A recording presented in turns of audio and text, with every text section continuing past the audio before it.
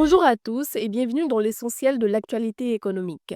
À la une ce matin, le Conseil économique et social du Bénin se mobilise pour le bien-être de chaque citoyen béninois. Ce 25 février, l'institution ouvre la première édition du FONACES sur le thème Panier citoyen et bien-être.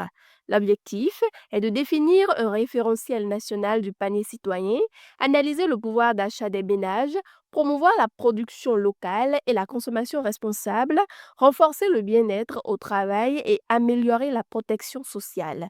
Le forum réunira institutions publiques, secteurs privés, sociétés civiles, partenaires sociaux et experts dans une démarche participative. L'événement se tiendra au Novotel Orisha Cotonou avec participation en ligne possible. Dans le même temps, la phase pilote de la mise en œuvre du premier registre régional des navires de pêche autorisés dans le golfe de Guinée sera conduite par le Nigeria en collaboration avec la FCWC. Ce registre concernera les navires industriels opérant au Bénin, en Côte d'Ivoire, au Ghana, au Libéria, au Nigeria et au Togo, dans le but de lutter contre la pêche illicite, non déclarée et non réglementée. L'objectif est de renforcer la transparence, la surveillance et la coopération régionale. Selon IG Reportica, la pêche illégale coûte chaque année 2,3 milliards USD et supprime 300 000 emplois. Dans un autre secteur, la menace des criquets pèlerins mobilise également l'attention régionale.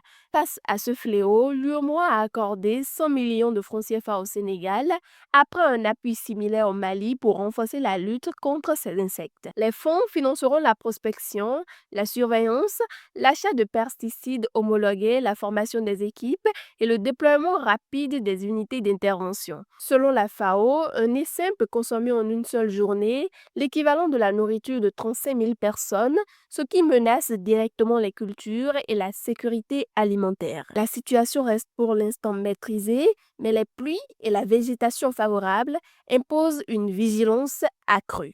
Sur le plan des infrastructures à présent, la réhabilitation de la ligne ferroviaire Dakar-Tambacounda est achevée à près de 90% selon le ministre Yann Koba Diémé.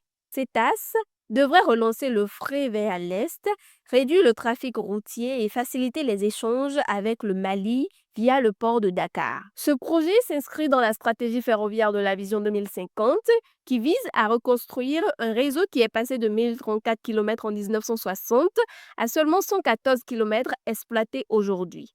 Outre cette ligne, l'État prévoit l'extension du TER-Dakar et la modernisation des voies métriques avec à terme des tronçons en écartement standard, sous réserve de financement dans un contexte de fortes contraintes budgétaires. Ainsi se referme notre point sur l'actualité économique.